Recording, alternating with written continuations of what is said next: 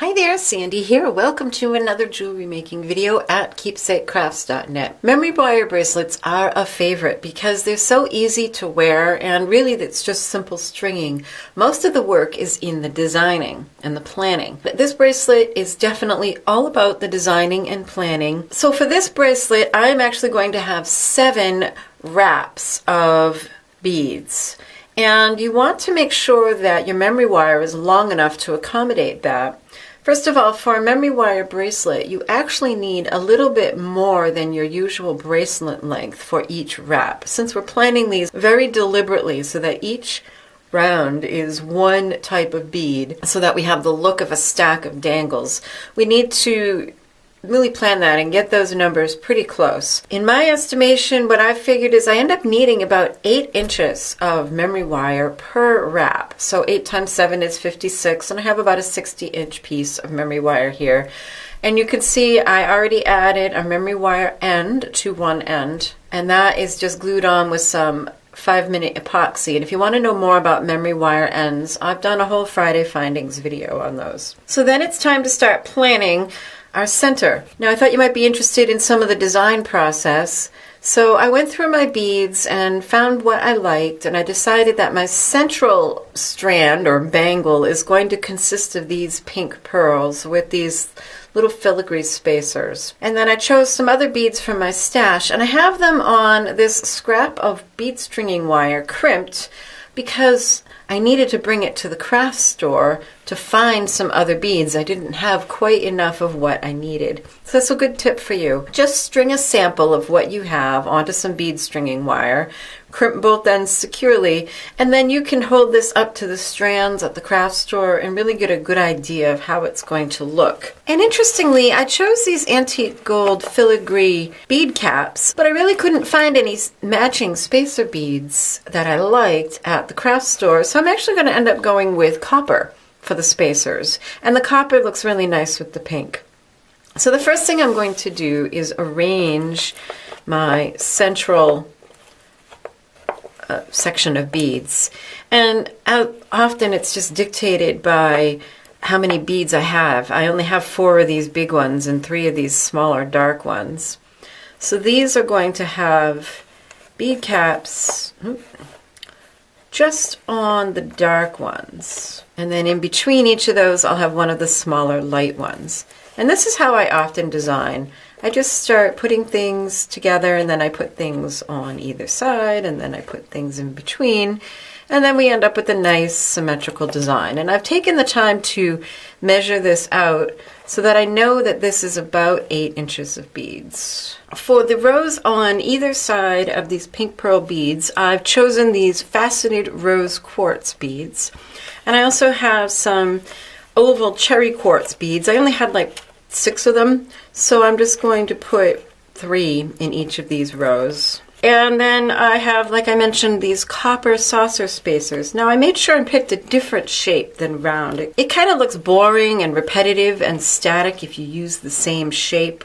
So using faceted rounds instead of rounds and using saucers instead of rounds just makes it more interesting. Then for the middle of the outer rows, I chose these large seed beads. I was looking for something metallic, but again, they just didn't have what I wanted, what I had in mind.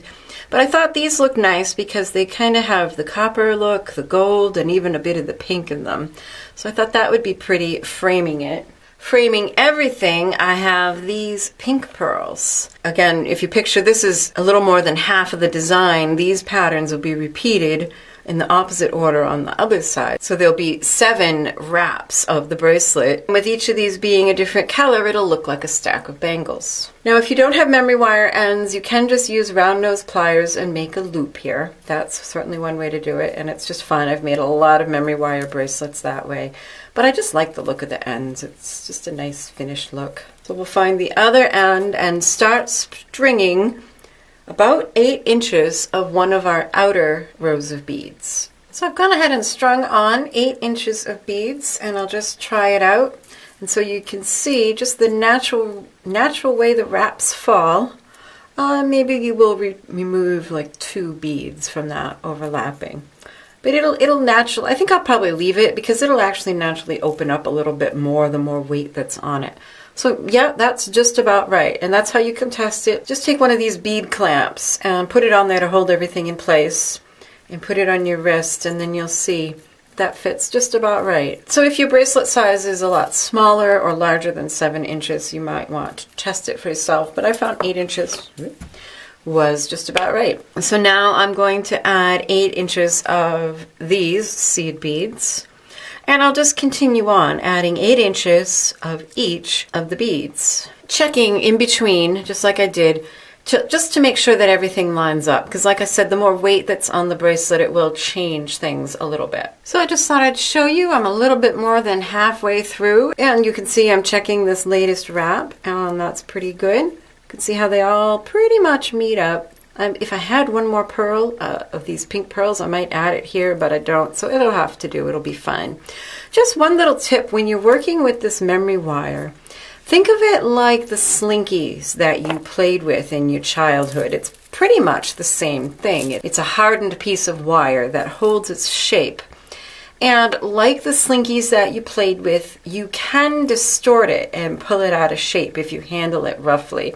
So just be sure to handle it gently.